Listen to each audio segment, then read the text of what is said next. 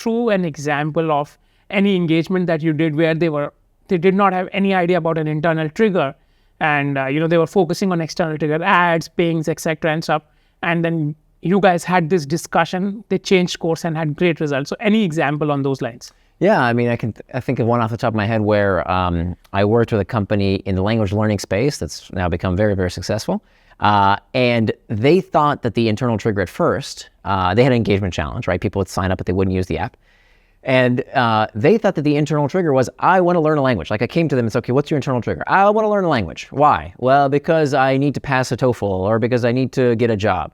And I didn't believe them because yes, that is a desire, but it's not a desire that would push someone to do a habitual behavior. It's a short-term habit, right? I need to pass a TOEFL, study, and then I never want to touch the app again, right?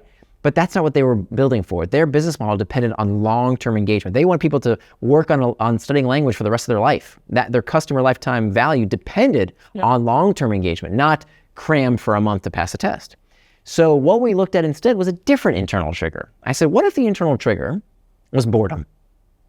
What would that look like? Like what kind of user might want to check a language learning app on the bus, on the way to work, or whatever in their day, instead of watching a YouTube video? Are there users out there that actually could scratch the itch of boredom, not by watching sports, not by reading a trashy web page, but looking at something that enriches their life?